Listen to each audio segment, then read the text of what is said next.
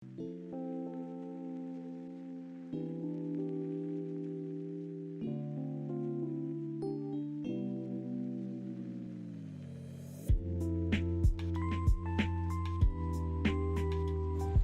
purpose of research design.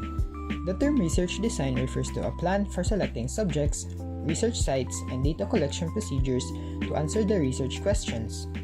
The design shows which individuals will be studied and when, where, and under which circumstances they will be studied. The goal of a sound research design is to provide results that are judged to be credible. By carefully designing the study, the researcher can eliminate or at least reduce the sources of error. Design sensitivity. Quantitative designs are created so that the data has a fair chance of demonstrating hypothesized relationships between different variables. It is critical to operationalize and use variables that can demonstrate these relationships. Examining the sensitivity of the variables as measured to show relationships is one way to think about this important feature. The ability to detect differences or correlations between variables is referred to as sensitivity. Some variables are insensitive while others are extremely sensitive. So this is figure 5.1, the determinants of achievement variation. Consider all of the factors that influence this potential to the outcomes of each variable. Figure 5.1 depicts how various factors influence the variability of a general measure of achievement. Clearly, student socioeconomic status, aptitude, background, and family is the most important factor. Many other factors, such as teacher effectiveness, influence achievement. However, as shown in figure 5.1, only a small portion of the possible variation can be directly related to teaching effectiveness. As a result, the likelihood of detecting a relationship is low to begin with, and the correlation of these factors is likely to be low to moderate at best. In other words, there is a low level of sensitivity. Sources of variability. Variability refers to how much observations of something take on different values. From the standpoint of design, it is important to recognize and control three sources of variability: systematic, error, and extraneous.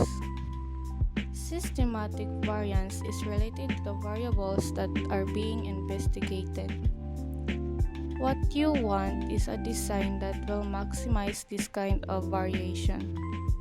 In an experiment, you want to maximize the variance of the dependent variable when comparing the groups.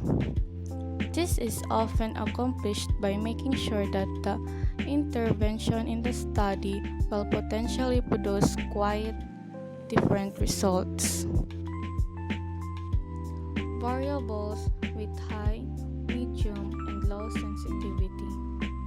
Systematic variance is assured by selecting the sample and measurement techniques that can be related to the dependent variable. Error variance is something to be minimized. It includes sampling and measurement error and other kinds of random events that make it difficult to show relationships. Extraneous variance needs to be controlled. This kind of variability affects relationships directly rather than in a random fashion. In the end, good quantitative research puts a priority on making sure that the selection of participants, measures, procedures, and interventions is such that there is adequate systematic variation and little error variance. It is helpful to use the following acronym to remember the three sources of variability in designing and evaluating research: max, min, con. Quantitative research needs to maximize systematic variance, minimize error variance, and control extraneous variance.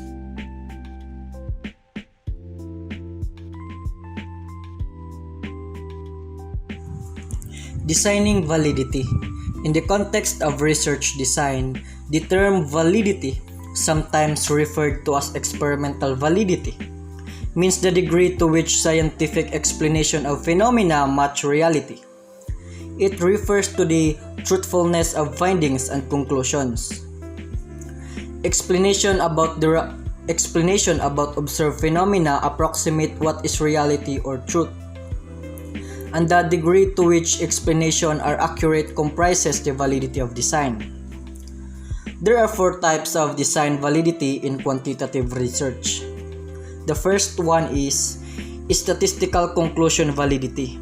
It refers to the appropriate use of statistical tests to determine whether purported relationships are a reflection of actual relationships. The second one is internal validity. It focuses on the viability of causal link between the independent and dependent variables. The third one is construct validity. It's a judgment about the extent to which intervention and measured variables actually represent targeted, theoretical, underlying psychological constructs and elements. The fourth one is external validity. Refers to the generalizability of the results and conclusion to other people and locations. These 4 types of design validity can also be expressed as question to be addressed in considering the overall quality of the findings and conclusion. The example question of it is there a relationship among the variables? It is an example of statistical conclusion validity. Another example is, what is the nature of the constructs? That is an example of construct validity. So these 4 types of validity derive from 2 categories, internal and external. And also, in designing or reading quantitative research with these 4 types of design validity in mind, it is necessary to consider who will be assessed, what they will be assessed by, how they will be assessed, and for an experimental design, how experimental intervention will be administered. One statistical conclusion validity has been assured. It is important to ask whether anything that occurred or was done could provide an explanation of the results by means of a rival hypothesis. Rival is used in the sense that it is in addition to the stated hypothesis of the research. Campbell and Stanley in 1963 referred to the such explanation as plausible rival hypothesis. This research for plausible rival hypothesis is essential to ensure the quality of the research. So consider, for example, the question that I will be given. Each address a possible source of error that could lead to a plausible rival hypothesis that could explain results. So the first one is, does the researcher have an existing bias about the subjects or about the topic research? Second, are the subject aware that they are being studied? 3. Are the subject responding honestly? 4. Did both groups receive the intervention as described? 5. Does the sex of interviewer make a difference? 6. Did very many subjects drop out before the ends of the study? That was an example of it is an example of a possible source of error that could lead to a plausible rival hypothesis that could explain the results. Statistical conclusion validity. It is the correctness of statistical analyses. Statistics are used to determine whether a relationship exists between two or more variables. The statistical work is the first step in determining results, interpretations, and conclusions. An important note is that certain factors may invalidate the statistical results. Researchers may draw incorrect inferences about the relationship between variables, but considering these threats is beyond the scope. Being familiar with the ideas is important. 9 threats to statistical conclusion validity. Low statistical power. It refers to incorrect conclusions of no relationship due to lack of power. Violated assumptions of statistical tests. This may under or overestimate the size of relationships. Unreliability of measures. This refers to measurement errors, such as using inaccurate equipment or when a researcher does not measure correctly. Restrictions of range. These are reduced small differences among a set of scores.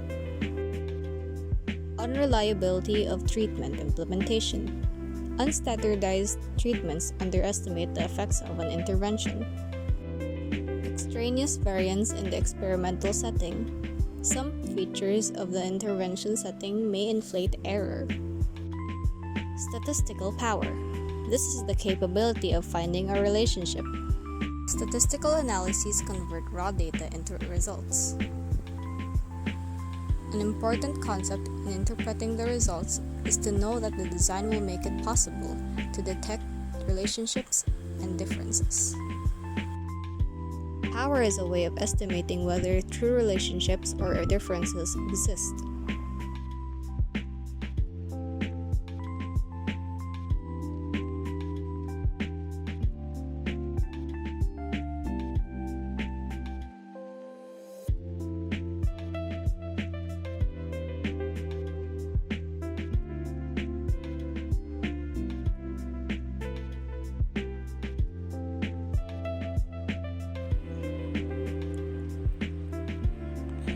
History is a category of threats to internal validity that refers to uncontrolled events or incidents that affect the dependent variable.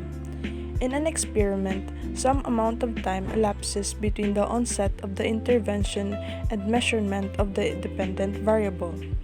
This time is necessary to enable the intervention to work. Events or incidents could occur during the study in addition to the intervention that plausibly affect the dependent variable.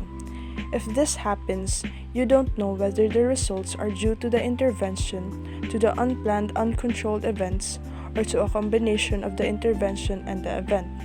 Thus, the event is confounded with the independent variable. The two cannot be separated. In an experiment, history threats can occur within the intervention in the sense that something occurs in the context of the setting in which the experiment is taking place. This is called local history because the unforeseen events are contained within the local setting or context. A related kind of problem with the experiment is the influence of variables related to levels of the independent variable. Other threats can occur externally in the sense that they are completely outside the context of the intervention but still affect the dependent variable. Unexpected events can also influence the longitudinal non-experimental research. Selection. There are two types of selection threats to consider. First, those that occur in experiments and ex post facto designs, and second, those that are related to the manner in which participants are selected for the sample. Selection threats are especially important because most measures of study outcomes are variables that are strongly affected by the characteristics of the participants. In most experiments, two or more groups are compared. Selection is a factor if the groups differ in ways that affect the dependent variable. This threat could also be referred to as group composition differences. That is, for example, if one group is brighter, is more motivated, or has more positive attitudes, These differences could differentially influence the dependent variable to one extent for one group with a different degree of influence for the other group. To avoid selection threats, experiments are typically designed so that each group has participants who, when put together as a group, have statistical equivalence with characteristics of a comparison or control group. Statistical regression, also called regression artifacts or regression to the mean, refers to the tendency of subjects who score very high or low on a pretest to score closer to the mean on the post-test, regardless of the effects of the treatment. All measures have some degree of error, and statistical regression occurs because of changes in error from the pretest to the post-test. Because of this error, scores of the post-test will be different from those on the pretest for students on the basis of mathematical probability alone. Here are 6 conditions or factors to keep in mind when considering statistical regression. Regression affects only groups of participants, not individuals. Regression is relative, so that even though the entire group scores higher on a post-test, regression still occurs. Regression is directly related to the reliability of scores. The less reliable they are, the greater the regression. If there is no random measurement error, there is no regression. Regression is related to the distance of the group scores from the mean. The more extreme the scores, the greater the regression. Regression influences both high and low scoring groups. Statistical procedures can be used to correct or adjust for the effect of regression. Pretesting. Pretest is some form of measurement that precedes a treatment or experience. Whenever research utilizes a pretest, it is possible that the test itself will have an impact on the subjects. Just taking a pretest could provide the subjects with motivation or practice on the types of questions asked or familiarize the subjects with the material tested. This kind of pretesting effect is found in experiments measuring achievement over a short time and in research on attitudes or values when a single group is given a pretest and a posttest. Instrumentation refers to the way changes in the instrument or person used to collect data might affect the results. This threat is particularly serious in observational research when the observers may become fatigued or bored or change in some other way so as to affect the recording of data. Another kind of instrumentation threat occurs if the observer or rater knows which group is the intervention group and which one is the control group. In this situation, scoring is likely to be influenced by this knowledge through expectations of what should occur. Ideally, the observers and raters are blind to which group they are assessing. Attrition. Attrition, also called mortality or differential attrition, occurs in a study when subjects systematically drop out or are lost during the investigation. This is a threat to many longitudinal studies that last for several weeks or months. For most non-experimental and short-duration research, attrition is not a threat unless the intervention is especially demanding and systematically causes low-performing subjects to drop out. In studies that have differential loss of participants from different groups because of selection bias or the nature of the treatments, mortality is a serious threat to internal validity. Mortality is essentially the same problem as selection, but it happens after the study is already set up and underway. Maturation refers to normal growth or changes in the participants of a study over time that affects the dependent variable. It consists of natural and biological development changes. Subjects develop and change as part of growing older, and in interpreting research that occurs over an extended period of time, such changes should be considered. Some changes, such as getting hungry, tired, bored, or discouraged, can occur in a relatively short time and are also considered maturational threats to internal validity. Diffusion of intervention. In an ideal experimental design, an intervention is given to one group and the control or alternative group never comes in contact with the experimental intervention. For instance, if a psychologist is studying cheating behavior and manipulates the incentive to cheat as the independent variable, one group might receive a high incentive for cheating and the other group a low incentive, but neither group would be aware of the treatment the other group was receiving. If, however, a teacher decided to test this notion with a class of students and told half of the class that they would receive a high incentive and the other half that they would at the same time receive a low incentive, then each group would know the condition of the other. In such circumstances, the treatments would be diffused throughout all subjects. It is possible that both treatments could affect either group, resulting in diffusion of intervention. Diffusion also occurs if the effects of the treatment spread to subjects in a control or comparison group.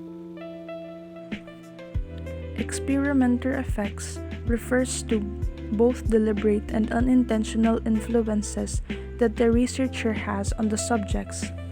This may be reflected in differential treatment of subjects, such as using different voice tone, being more reassuring to one group than to others, and any other behavior that influences either the subject's behavior or the evaluation of the behavior by the researcher. It also occurs if the characteristics of the investigator, such as clothing, age, sex, educational level, and race, affects the subject's responses. Particular note is a study in which the researcher wants to show that something is true or prove a point, rather than taking the perspective of an objective investigator. This occurs when the researcher wants to prove something, find a result that is consistent with the bias about what is best, or is pressured to find a particular result. This effect also occurs when researchers are funded to test the effect of an intervention by the company or group that is promoting the program, curriculum, or product. Intervention replications. In an experiment, the intervention is supposed to be repeated so that each member of one group receives the same intervention separately and independently of the other members of the group. Thus, if the researcher is testing a new method of instruction with a whole class, there is really only one replication of the intervention. The intervention is conducted once. Each class is like one subject, and hence several classes are needed to do the research properly. Intervention replications are a threat to internal validity to the extent that the reported number of subjects in the study is not the same as the number of independent replications of the intervention. Subject effects refers to the subject changes in behavior initiated by the subjects themselves in response to the research situation. If subjects have some idea of the purpose of the study or the motivation for doing well, they may alter their behavior to respond more favorably. Subjects will pick up cues from the setting and instructions, which will motivate them in specific ways. These cues are called demand characteristics. Subjects in most studies will also want to present themselves in the most positive manner. Thus, there may be positive self-presentation, social desirability, or a belief that certain responses are expected, which may affect the results. Construct validity. Construct validity refers to inferences that are made from the nature of the measurement and interventions used to the constructs they purposely represent. Construct validity also means labeling of inferences. Inferences are conclusions reached on a basis of evidence and reasoning. Construct validity is about how well a test measures and the concept it was designed to evaluate. An example of this is a measurement of the brain, such as intelligence, level of emotion, proficiency, or ability. Shadish, Cook, and Campbell 2002 list 14 threats to construct validity, some of which are considered earlier as subject-effect threats to internal validity. 3 threats to construct validity with the greatest relevance for education research. First is inadequate pre-operational explication. This refers to the failure to adequately define and explain the nature of the construct that is being investigated prior to data collection. This poses a threat since what is defined as a particular construct, such as group discussions, motivation, or computer-based training, may not be consistent with how others or the literature define the construct. This threat can be reduced by having an expert assess the construct before the study is started. Second is mono-operation bias. This refers to limited inferences due to a single intervention. For example, there may be several ways to study the impact of teacher humor as an intervention. If the study uses one method, such as scripted jokes, it would not be appropriate to infer that any kind of humor is effective. Each version should have to be covered by the study in order to prevent this threat. Replications with other versions would be useful as this is frequently difficult to achieve. The third threat is mono-method bias. This refers to limitations based on a single way of measuring variables. There are many ways, for example, to measure self-concept, and when only one method is used, inferences are limited to this method.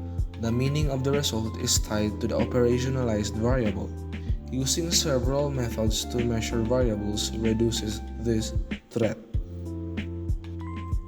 Because a poor conceptualization or a single measuring method will restrict the inferences regarding the specifics of the conceptualization and method, construct validity and generalizability go hand in hand.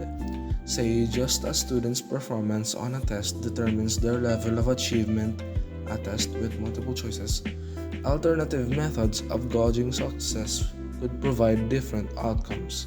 Thus, the measurement method determines what is meant by student achievement. External validity. The generalizability of the result is referred to as external validity. Two broad categories of external validity that must be considered when designing studies or assessing research findings. 1. Population external validity, and second, the ecological external validity. Population external validity. The subjects used in an investigation have specific characteristics and can be classified based on variables such as age, race, gender, and ability.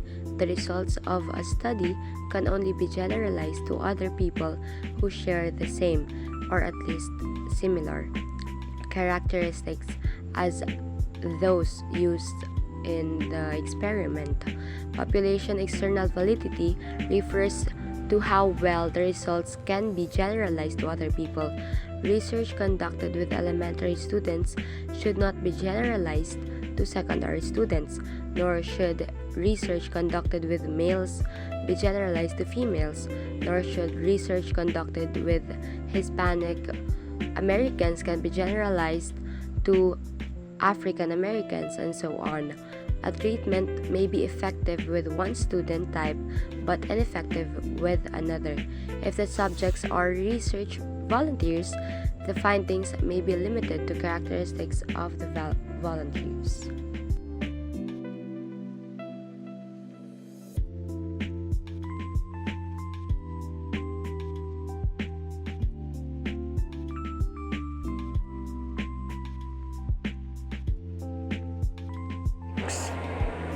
Ethics generally are concerned with beliefs about what is right or wrong from a moral perspective.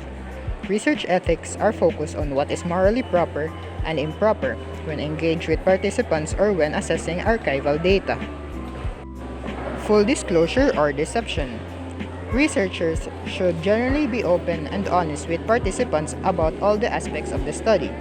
This usually involves a full disclosure of the purpose of the research, but there are circumstances in which either withholding information about the research or deceiving the subjects may be justified. Deception should be only used in cases where, number 1, the significance of the potential result is greater than the detrimental effects of lying. Number 2, deception is the only valid way to carry out the study. And number 3, appropriate debriefing is used in which the researcher informs the participants of the nature and the reason for the deception following the completion of the study. Voluntary participation.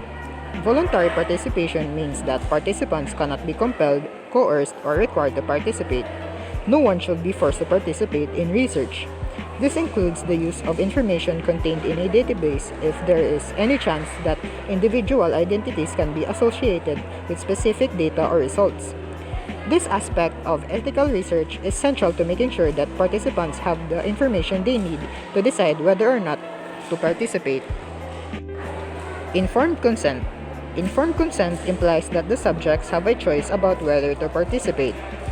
Informed consent is achieved by providing subjects with an explanation of the research, an opportunity to terminate their participation at any time with no penalty, and full disclosure of any risk associated with the study.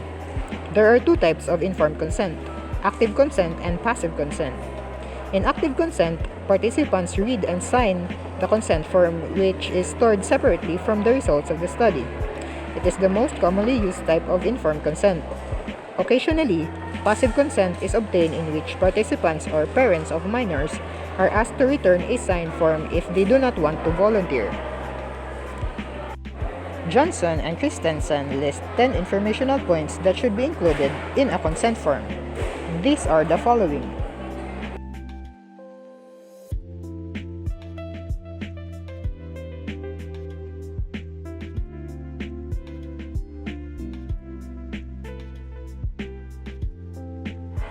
No harm or risk to participants. Research should never result in physical or mental discomfort, harm, or injury to the participants. This includes revealing information that may result in embarrassment or danger to home life, school performance, friendships, and the like, as well as direct negative consequences. The researcher needs to carefully anticipate such risks and do whatever is needed to minimize them. When obtaining consent, participants are told that there is minimal risk to being involved in the study.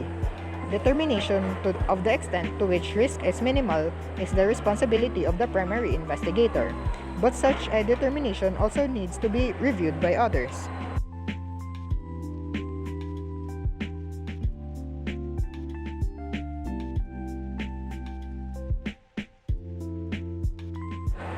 Privacy. The privacy of research participants must be protected. This means that access to participants' characteristics, responses, behavior, and other information is restricted to the researcher. The researcher ensures privacy by using 3 practices: anonymity, confidentiality, and appropriate storing of data. Anonymity means that researchers cannot identify the participants from the information that has been gathered. Confidentiality means that no one has access to individual data or the names of the participants except the researchers, and that the subjects know before they participate who will see the data. Confidentiality is ensured by making certain that the data cannot be linked to individual subjects by name. This can be accomplished in several ways, including collecting the data anonymously, using a system to link names to data that can be destroyed, using a third party to link names to data and then giving the results to the researcher without the names, asking subjects to use aliases or numbers, and reporting only group and not individual results. The third strategy for protecting privacy is to store the data, including both paper copies of responses and electronic forms of data, in a way that provides maximum protection of the participants' identities. This is accomplished by securing information with locks and destroying any linking information. Institutional Review Board. The Institutional Review Board, or IRB, is a group of professionals who will review proposed studies. The IRB is in charge of reviewing and approving human subjects research proposals. This procedure is used to ensure that federal regulations are followed and that the researcher has considered all ethical issues. The IRB's first and most important function is to determine whether or not a proposed study meets the criteria for human subjects research. IRB reviews fall into three categories: full, exempt, and expedited. The full IRB review includes a formal inspection of all aspects of the research by everyone on the institutional board. An exempt review is one that does not need to meet all federal IRB guidelines but still requires some level of review. An expedited review is a process in which a small number of IRB panel members approve studies that are judged to involve no more than minimal risk to the participants. Both exempt and expedited reviews are processed more quickly than full reviews. Professional integrity. Professional integrity refers to the positive values and respectful behaviors that people display in professional settings, whether you realize it or not.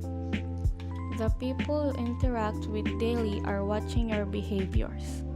Being honest, respectful, and focused while taking responsibility for your actions, no matter the consequences, are key elements of professional integrity. Category of ethical issues is concerned with the authorship and scientific integrity of researchers. The American Psychological Association 2001 lists two goals of their ethical principles. 1. To ensure the accuracy of scientific and scholarly knowledge.